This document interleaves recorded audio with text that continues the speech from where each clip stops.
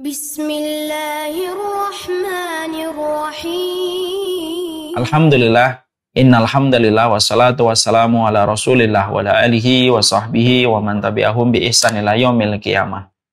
Tentunya kita senantiasa bersyukur kepada Allah atas seluruh nikmat yang Allah hadirkan pada kehidupan kita, karena sesungguhnya siapapun yang dia bersyukur, sesungguhnya dia telah memberikan kualitas nyawa pada hidupnya.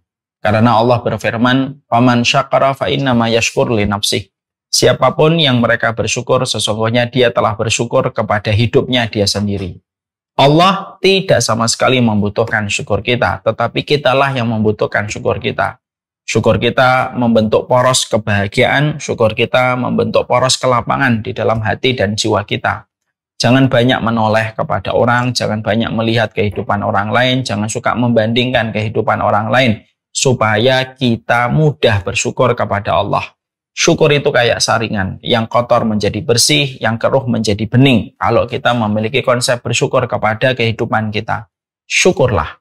Orang yang hidup belum tentu bernyawa. Dalam tanda petik, orang yang hidup belum tentu dia lapang hatinya, bahagia, mendapatkan kecukupan. Dia hidup, tapi tidak mendapatkan itu semuanya. Itu sebagaimana kehidupan tanpa nyawa. Tapi barang siapa yang ingin memberikan nyawa pada kehidupannya untuk merasakan kecukupan, kelapangan, kebahagiaan, ketenangan, maka tidak bisa didapatkan. Nyawa pada kehidupan itu didapatkan ketika kita senantiasa berusaha dan berupaya menjadi hamba yang selalu bersyukur kepada Allah. Kepada Allah kita bersyukur. Kepadanya kita menggantungkan urusan kehidupan kita. Letakkan hatimu pada sebuah wadah yang di dalamnya ada kesyukuran. Hati itu akan terasa bahagia pada setiap apapun episode yang Allah berikan kepada kita. Amin, insya Allah. Kita pada kesempatan hari ini akan melanjutkan kajian kita, yaitu adalah membahas tentang tafsir. Berulang-ulang sering saya menyampaikan dan mengatakan bahwasanya rumpun ilmu yang disebut dengan tafsir itu merupakan salah satu rumpun ilmu yang begitu agung pada kehidupan. Bagaimana tidak agung? Objek dari ilmu ini adalah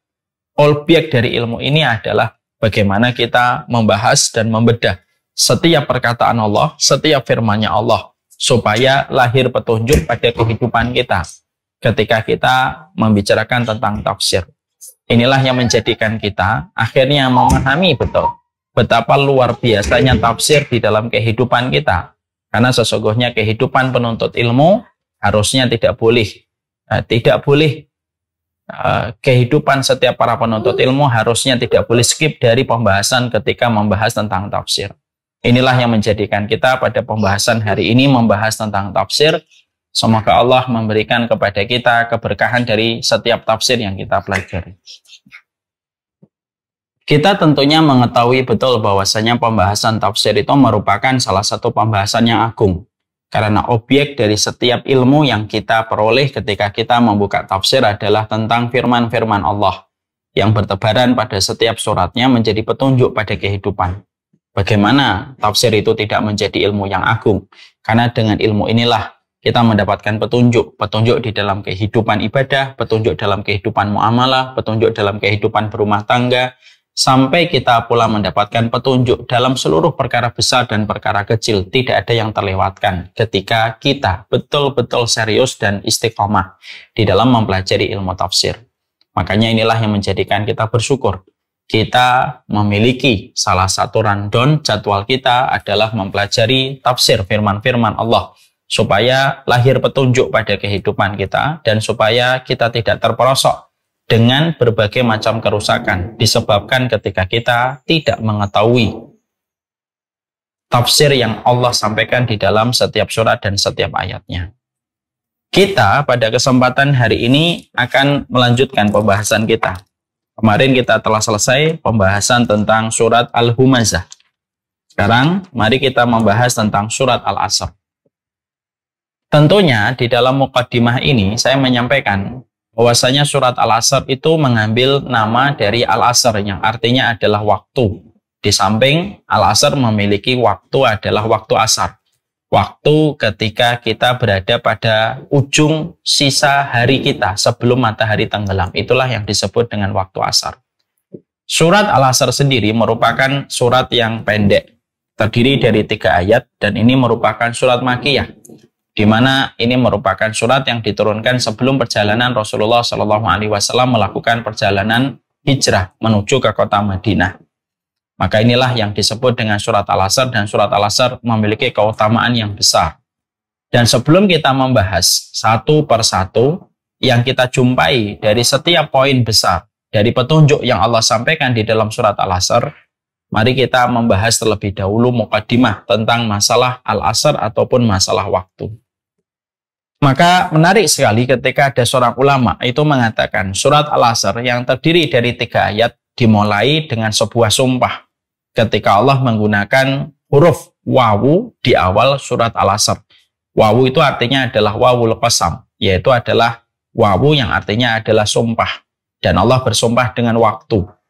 Kita mendapatkan salah satu di antara perspektif dan insight yang kita peroleh ketika kita membaca surat Al-Asr adalah surat Al-Asr itu dimulai dari waktu, di mana surat Al-Asr itu hanya terdiri dari 3 ayat untuk memberikan keterangan kepada manusia yang hari ini mungkin lalai.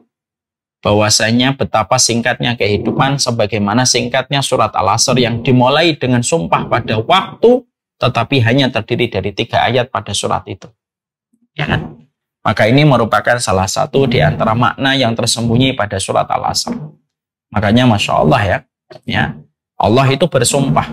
Dan kita tentunya paham, kalau Allah itu sudah bersumpah, berarti setiap waktu atau setiap makhluk yang Allah bersumpah dengan makhluk itu menunjukkan keagungan dari apa yang Allah jadikan objek untuk bersumpah.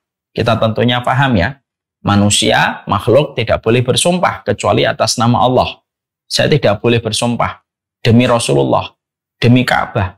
Di dalam hukum tidak diperkenankan, karena sumpahnya makhluk itu harus dengan Khalik, tidak boleh dengan sesama makhluk. Tapi bagi Khalik boleh bersumpah dengan makhluk. Allah bersumpah dengan waktu, Allah bersumpah dengan kuda perang, Allah bersumpah dengan matahari. Itu menunjukkan kalau Allah sampai bersumpah menggunakan huruf qasam atau huruf sumpah, yaitu dengan wawu atau dengan bi atau dengan ta, itu menunjukkan bahwasanya perkara yang Allah jadikan sebagai objek ketika Allah itu bersumpah, itu berarti menunjukkan keagungannya itu gede. Sampai Allah bersumpah dengan perkara itu. Ya. Jadi menunjukkan kepada kita sebuah pelajaran yang tidak boleh kita tidak boleh untuk tidak tahu.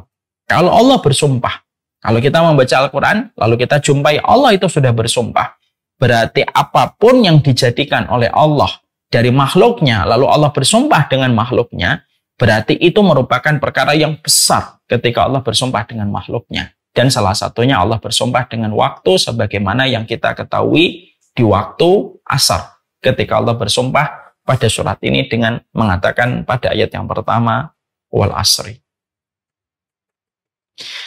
Masya Allah, berarti waktu asar itu luar biasa. Nah, mari kita sekarang, sebelum pembahasan ini, saya ingin kita mengetahui tentang waktu. Apa sih waktu dalam perspektif orang mukmin yang beriman kepada Allah? Kalau kita bicara tentang waktu, karena surat Al-Asr hanya terdiri dari 3 ayat, dimulai dari sumpah, dan sumpahnya Allah sumpah kepada waktu. Berarti ada beberapa hal yang kita harus ketahui tentang waktu. Wal asri. Yang pertama, kita tentunya paham bahwasanya waktu itu pemiliknya adalah Allah. Ini yang kita harus paham. Bahwasanya yang menggenggam waktu itu adalah Allah. Allah yang melambatkan, Allah yang mempercepat waktu itu.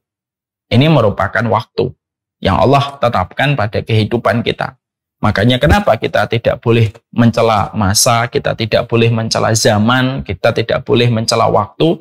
Karena waktu, zaman, dan masa itu pemiliknya adalah Allah. Dan kita tidak boleh mencelanya.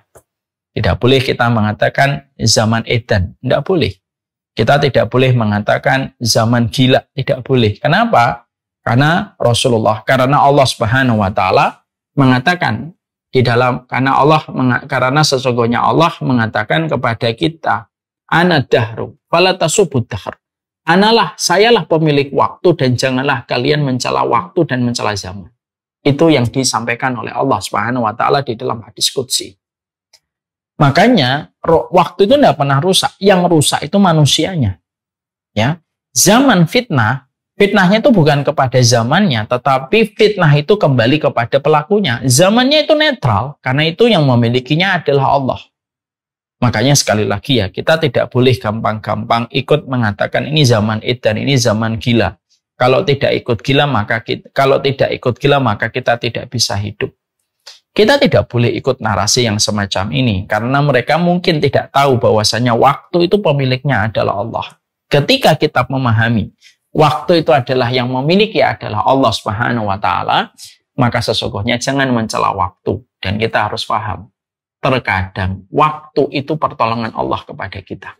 يا ربي شكرا هديت قلبي شكرا